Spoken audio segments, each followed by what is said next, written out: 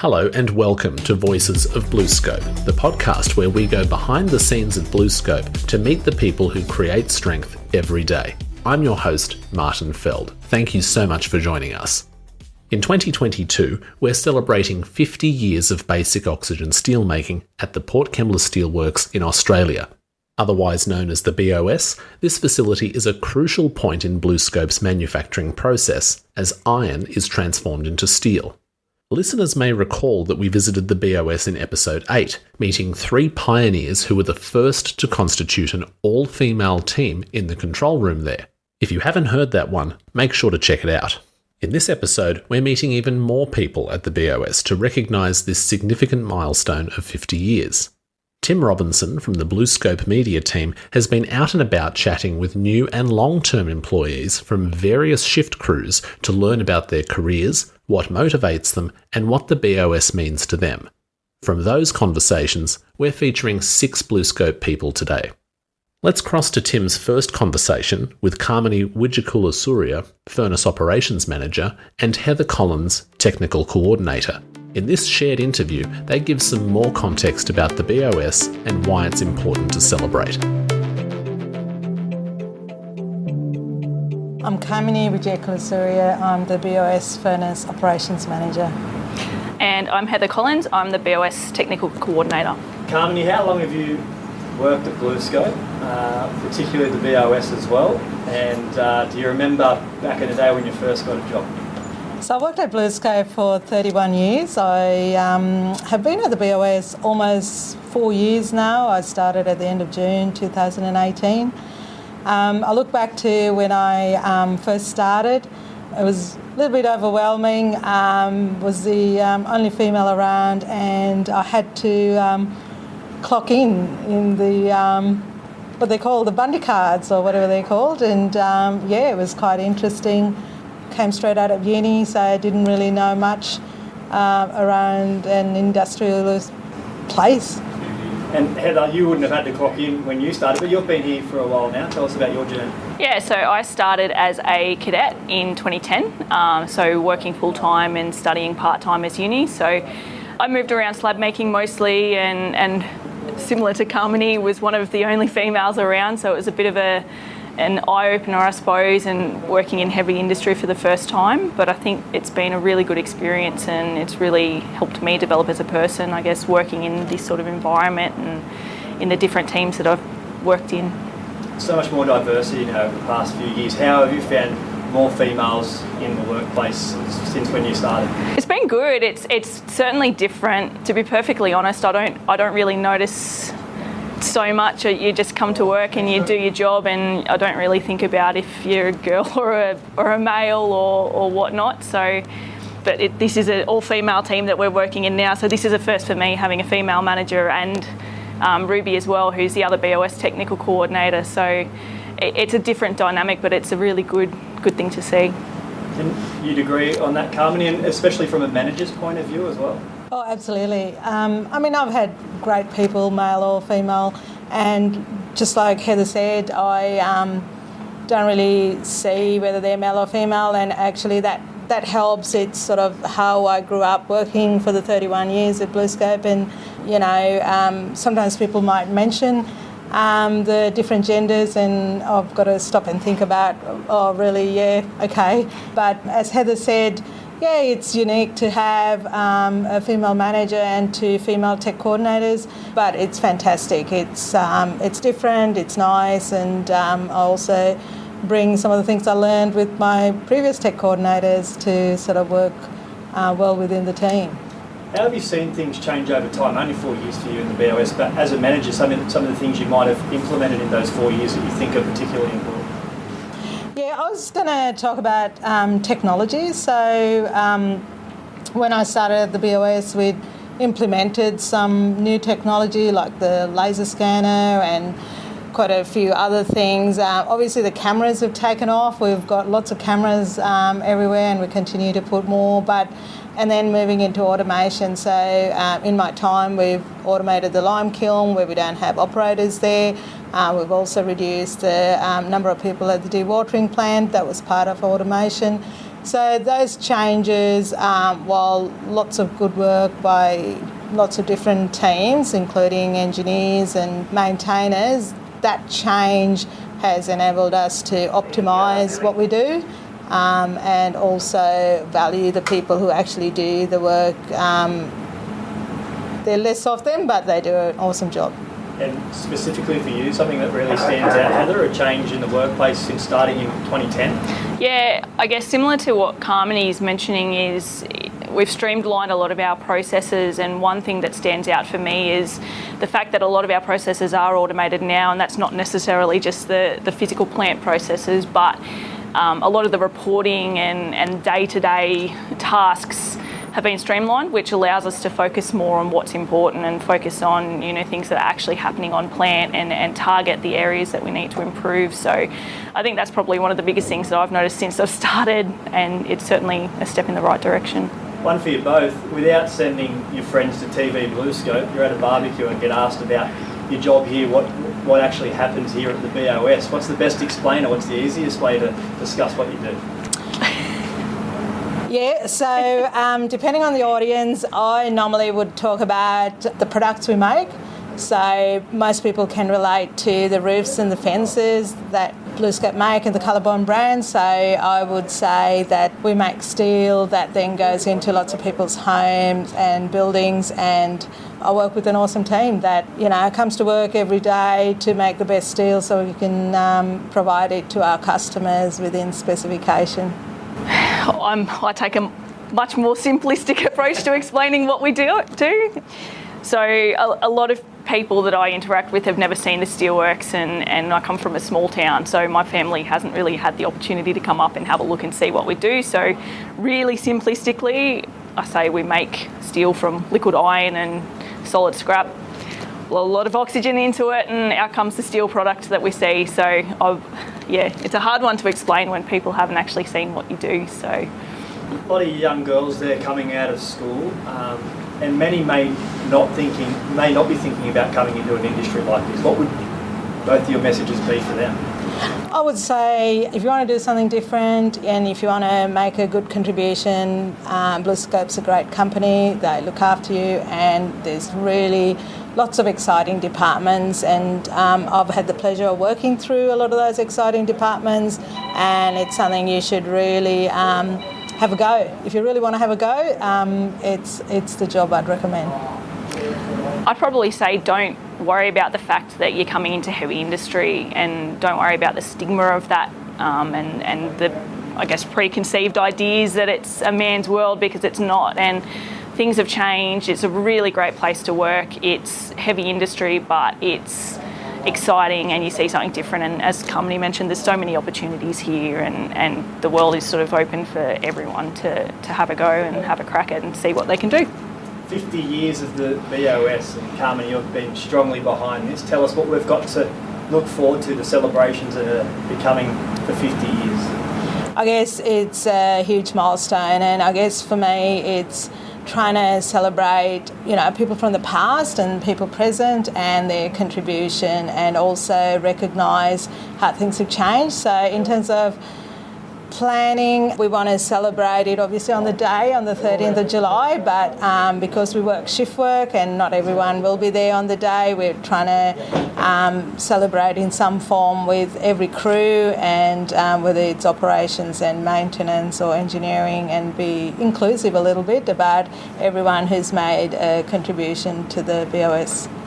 And you must be excited, Heather, to be part of the 50-year anniversary. Yeah, it's an exciting thing to be a part of, and I guess I haven't been here for as long as a lot of other people, but I think it's wonderful to see that the place has been around for so long and it's still going strong, and you've got so many different people who've come through, and I mean we've been part of the planning, and you hear some of the names that are coming up, and some of those people I actually did work with back here as a cadet, and it's good to sort of remember that little bit of history as well. So next up, it's time to hear from Fadel Elsayed. an operations coordinator who explains the importance of workplace inclusion. At the moment, I'm an operations coordinator as well as a 2IC, so step-up position when the team leader isn't there. So I do both the operations in the control room as well as the team leader's job, relieving him when he's not there. First of all, can you tell us how long you've worked, well, here at BlueScope first of all, and then the BOS itself? Well, I've was only like 1 year at the blast furnace, but so majority of my work time has been at the BOS, so that's about nearly 27 years. Yeah, wow. Okay, so we're bordering 50 years of the BOS. So 27 years, you would have seen a lot. Can you remember back in the days that you started, when you first started, and some of the things that maybe stood out to you the most? In terms of safety, I've seen a lot of that change, and especially the ethics about it and the focus on safety. You can say it's been stepped up. Like it's been a massive push compared to the days that I look back and I say, how do we used to get away with those things back then? I can see their point, because at the end of the day, coming to work in one piece and going back home in one piece, and it's not just about yourself, because you're probably either a son or a daughter or a husband and so forth. So, for you to be injured, it's also going to have a domino effect on the rest of the family, and you could be the only sole income earner as well, so that's going to have another major effect. That's probably the big aspect. Me personally, coming from my background, I find that now it's very good that the last couple of years they've had focus on diversity a bit more. From what I see, I've probably been the only Muslim in the BOS for the last 27 years. So to tackle a lot of issues over the years has been hard, but I think more people have been more accepting now. That's another good point so that we're heading in the right direction, that people have come to terms that we are a very multicultural society, and BlueScope Steel really has taken that step to make sure that everyone gets treated equally and looked upon equally, and it's more about merits and safety. I'll touch on that a little bit further. So your teammates, the people that you work with, from when you started to now, and this focus on diversity by BlueScope, how much understanding now do they have of your culture, other people's culture that are working? Oh, definitely. Like I said, I honestly considered it when I first came here. There was a lot of racial activity that you wouldn't get away with it these days, that they got away with it back then. And to see me personally compared to what they see on the news, to actually work with someone, because at the end of the day, I was born and bred here in Australia. So, and to hold on to my cultural values is for me is very important. But to see a true, or I consider myself hopefully to be a true representative of my faith compared to what is portrayed on TV, and treat one another in a more humane way. As far as operations, you said you worked in operations for a lot of your time. How have you seen that change? Obviously, you've seen manual to automation. Things that you're doing now would be totally different of how you would have done them many years ago.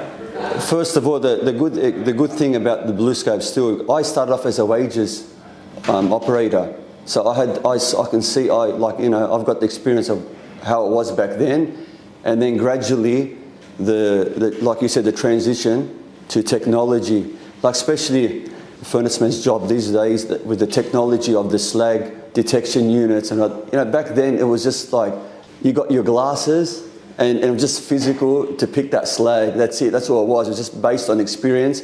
And now we've got, like you said, with technology, we've got a system that warns them. For instance, slag raking, another system that we used to use, a manual operating system that having the graphite go everywhere. Now you've got a system where you go over, you got a dedusting unit that sucks up all the graphite and the dust. So it's a massive transition compared to the technology, and even little small things like with the D-sculls, cleaning up the vessel. We used to drag this long cable with us. Now it's under remote control. You know, it's more mobility. In the control rooms where I work, the advancement of trying to make heats quicker, better, to make our job much easier. So recently, I think they're working on a system to help us, even predict the analysis of the steel before, so we can tap out the heats quicker and so forth. And there's many examples. You said you've been here 27 years in the BOS, 50-year celebration, so it's a huge milestone. It will be celebrated. What are your thoughts on that celebration of such a big milestone for the BOS? Well, honestly, I remember when I first came over, I actually did something like this on the 25th anniversary.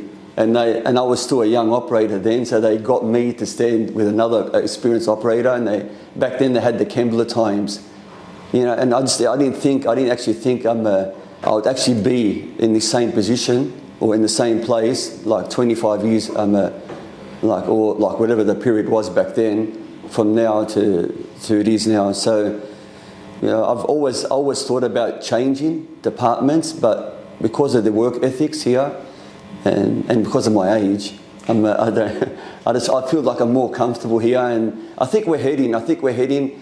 What I see, we're heading in the right direction, especially for the region, to give opportunities to people, especially young people, to show that basically, if you get a chance in this company, that you can actually work yourself up into a greater position. I think a lot of people have. I've been an example. Like I said, I came in at the blast furnace as an operator, and worked myself up to that position of being an operations coordinator and a step-up team leader. So it's a company that has so many benefits, so many opportunities. At the end of the day, it's safe, it's secure, and that's what you want in a job.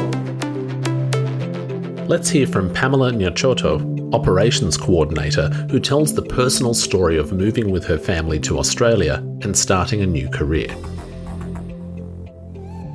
I've been working at the BOS almost 4 years now. My current role is Operations Coordinator, but when I joined BlueScope in the BOS, I started as a crane driver. Yes, and I did crane driving for almost 2 years, 2 to 3 years, and I felt I had more to offer, and so I applied for this role that came up, Operations Coordinator, and I got it. And I trained for almost 6 months, and now I'm a substantive operations coordinator in the BOS. Beautiful. All right. Yes. So it shows the rise. We'll talk about that in a second, but I want to go back to the start. Mm-hmm. How did you go about working at BlueScope for the first time? Did you have a background in anything like this? Was it all new? Tell us about where it all began. So I came from Namibia, and this kind of industry is my background, but I was in the work health and safety profession back in Namibia. When we came about 4 years ago with my family, after about 6 months of looking for jobs, it didn't quite work out, and I got a call from BlueScope. And I think it was under the Blue Boots scheme, and I got interviews, a couple of interviews, and when they called me initially, they said, Steelworks, crane driving. And I'm like, did they get my CV mixed up with someone else's? Because I don't have any crane driving experience. And I was like, anyway, I don't care. We need a job as a family. So I came in for that interview, got the job. And the beauty about it is they train you as you go. And within 3 months, I was signed off and I was driving a crane at BlueScope. And I loved it because it just told me, knowing where I came from, that in Australia, you can literally do whatever you want, your career change, and I loved that. So that gave me the drive to, well, if I could do crane driving, I can be an operations coordinator, because I do have a science background as well, that helped. But I wanted something more than crane driving. All right, so you stepped to operations coordinator. Can you, I guess, explain the role and how you went about making that step, the pathway, I guess, for you? basically that role, when I explain to people I don't drive cranes anymore, I make the steel. And that is exactly what it is. And you coordinate the whole process of bringing in scrap, bringing in hot metal from the blast furnace. And when it's in the furnace, you watch that process for at least 15 minutes and produce steel at the end of that process. And how I went about getting this job is, it was speaking to a BOS technical coordinator, because I always had questions. So why do we put the scrap in? Why do we have to wait at this moment whilst I'm waiting to charge the scrap? Why do we have to do this? And he would explain, and I would keep asking more questions. Then eventually he's like, Pam, there's going to be an operations coordinator position coming up. You should apply. And I did exactly that, applied. They called me for an interview, and eventually I got into the role. And the training process is pretty long and quite daunting. It was pretty daunting for me. All of a sudden, you wake up one day and you're like, oh, is that it? And you can do the job, like automatically, like from memory. It's that easy, but the process of learning is not so easy. Yeah, well, it shows what enthusiasm does, isn't it? And yes. It gets you places. You said you had a health and safety background, so what do you make of 4 years here in the company of just that, the health and safety protocols here at BlueScope, and particularly in the BOS? I'm pretty impressed. I'll give you a simple example of crossing a railway line. Where I come from, you would expect someone, as soon as the boom gate is up, they don't wait for the lights to go off, they dash through. I've never seen that. People wait and follow rules and regulations as they are, and they take it seriously. You hardly or almost never see people walk in without the proper PPE. People report issues when you have safety issues that are bothering you, and to improve the system. So I was pretty impressed. What about the people that you work with, your crewmates, everyone, I guess, as far as bosses right down to the new cadets that are coming through? What's it like to work with these people? It's something that I always think about, that all my life I've been blessed to have great bosses. And that comes straight to the BOS as well. When I came in, I started on shift 2, driving the cranes, loved my team leader, moved to shift 3, loved that crew as well, and I'm generally a people person as well. So I come in with a blank page, and you create your character to me, and I hardly listen to what people would say. Oh, this crew is like this person is like this. I want to create my own perception. And it's different people, beautiful personalities, and I enjoy working. Currently I'm on shift 1, and I enjoy working with them. My boss over here says that once you're here for life. That was the message I got when I started. Are you looking forward to a long-term position here at BlueScope in the BOS? Because you're only new, 4 years, but is this something that you can see that this is a life job for you? I'll tell you, I've already told Kamini, our bigger boss, that I'm retiring from the BlueScope. I don't see myself working anywhere else. I love it. And when I came here, it felt like I'm home, because this is the industry I've always worked in, and I love the BOS. I thought that might be the case, that's why I asked that question. And last but not least, 50-year celebrations are coming up. You must be really excited to be part of that, and obviously with a lot of long-serving members that have been part of the BOS as well.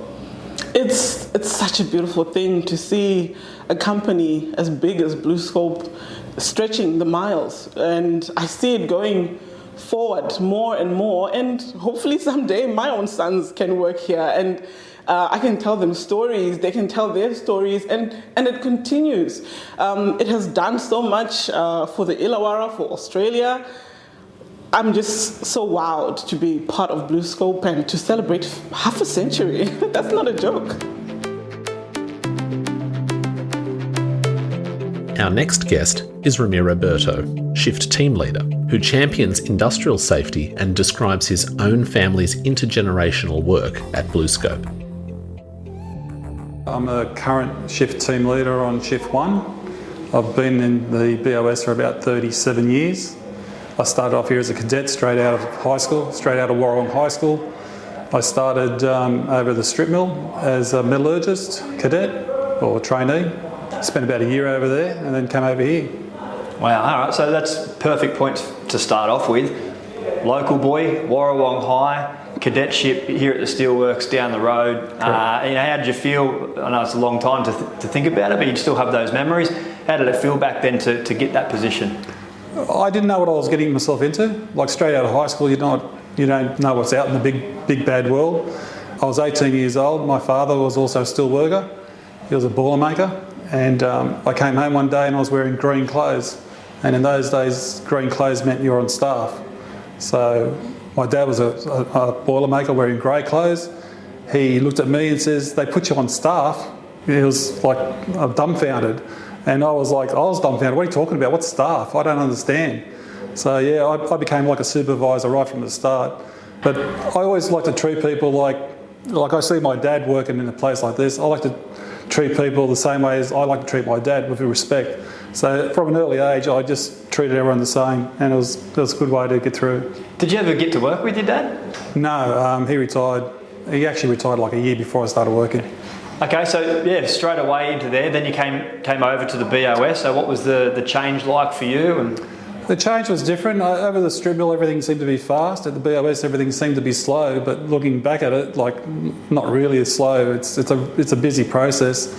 Back then, we also had we started doing 2 vessel operations. So we had fully manned crews. We had 2 hot metal pouring pits. It was a real, very busy sort of area. Very, very busy. That's when we had 2 furnaces, 2 blast furnace operations, 3 casters. We also had teaming ingots. I was one of the last people to be trained at teaming ingots. So that's it was a good way to see how steel reacts, and it was a good learning experience, but I'm glad I only did like 6 months of that, because that's a terrible way to make steel. what were your crews like back then? What were your workmates like back then? The crews were, again, you had different people, different characters. The job's the same, the people make it different. I was really lucky to get on a good crew, and we're all like family, and it felt like being on, with your family. And I learned a lot from a lot of people. I had so many good mentors. I even spent like a shift with John Nealon once, and I learned a lot from John Nealon. He was one of the good guys. But yeah, I had a lot of help, and I had a lot of good advice. And one of the best pieces of advice I got was, if you do the right thing, you can't go wrong. So that's something that I sort of live by. You just do the right thing. A bit more on John Nealon, I think, would be good. What was his position there, and what were you there, and what was some of the stuff that you said you'd... I remember John Nealon. I'm not sure if he was the melter at the time. I think he was the melter. It could have been an overtime shift for him. I was just learning. He's just so switched on. He was a real go-getter, but it was really easy to talk to. Even today, he's so easy to talk to and full of knowledge. Yeah, he's one of the good guys. All right, well, you've been here for 37 years, so you must enjoy the job. What's a highlight? What makes you keep coming to work every single day and stay in the same job? Every day is different. It's really the people you work with. They've got really good people. So if you didn't I always say to people, like the people to come to work healthy, happy and safe, and leave healthy, happy and safe. If you've got that environment, you've got that working environment where everyone's happy, people are concentrating on what they're doing, they're not concentrating on all the bad stuff. So to me, when people are happy and they're working well, it makes my life so much easier, and it's a pleasure to come to work. You come in here as a 17-year-old and you pretty much had a leader position from the start, and I love what you said about you'd like to treat everyone like you treat your father. Yep. You've got a lot of new generation, young kids coming in here now as well. So you as a leader with them, how do you react to those kids, and what do you think about them coming in and taking these roles? Well, I've got a 20-year-old son who's also working in here as well. So again, I like to treat these young kids the same as I treat my 20-year-old son. Again, with respect, show them how to do stuff. I want people to succeed. I don't want people to fail. So by me telling people how to do stuff, I want them to succeed and do the right thing. And again, it's all about doing the right thing. You know, you're not going to get yourself into trouble if you are honestly doing the right thing. What Fadel said was also true. Like, safety around this place is so much more important than when I first started. When I first started, it was all about production, trying to do all the everything really quick, but not trying to isolate stuff, just trying to work on stuff while it's still alive. We don't do that anymore. We just take our time, we fix the problem, and safety is paramount. Safety is the number one thing. And 50-year celebrations, you must be proud, obviously, of that achievement for the BOS here at the company and to be part of it as well. BOS and the company has been through a roller coaster. Like, the BOS has always been pretty stable, or what we do, but the whole journey is a bit of a roller coaster. We've seen the good times and the bad times. But again, it's a great place to work because the people make the job so much easier, and the company, one of our bonds is people are our strength. So with good people, we've got a good, strong company. Last but not least, it's time to hear from Edward Cook, a new operations coordinator who explains his motivation to leave the world better than he found it. So my name's Edward and I'm an operations coordinator at the BOS. Excellent. Edward, new to the BOS, new to BlueScope. How did it all begin for you?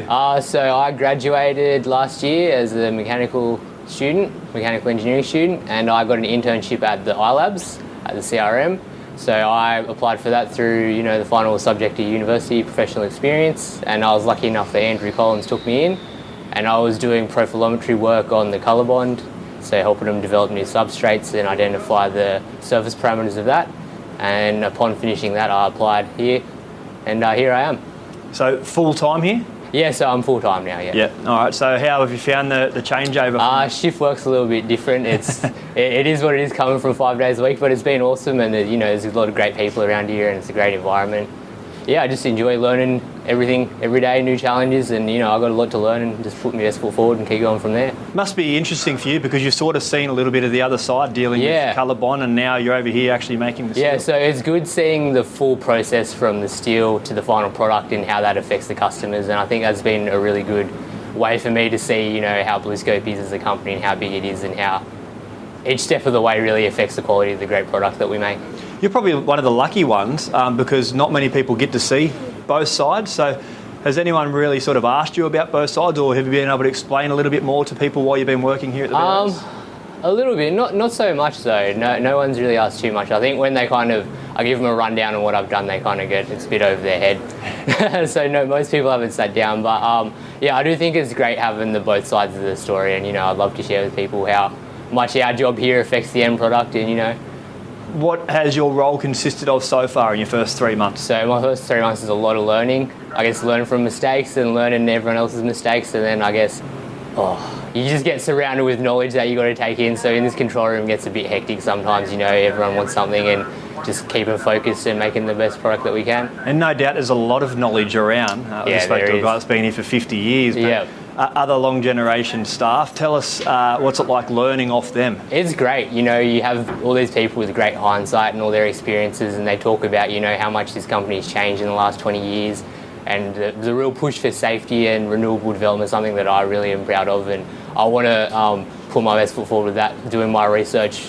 before graduating, I was doing a lot of research on renewable stuff for steel rolling, so I think that's a great thing here, discussing the change, especially with the older blokes that have really been here since day one, and they're part of the furniture. Is there anything that stands out for you, an impact that you would like to make on that sort of renewable front? I'm really interested in the hydrogen furnace and how we're going to continue making steel in the future, especially with the way the world is nowadays, and how everything's rising up in prices in terms of fossil fuels, and how we can keep making steel but at a net zero rate. That's something that I'm really interested in and passionate about. In a short format, what do you tell your friends and family about where you work and what you actually do? Because it's a very large scale, but how can you minimise it down? I guess to summate it, I would just say, we're responsible from turning the iron into steel and essentially just getting that first step of the product down so then they can refine it in the further process. And I guess that's how I really explain to people that don't really know what I do. Just say, I'm in control of that process and just making sure it doesn't really blow up.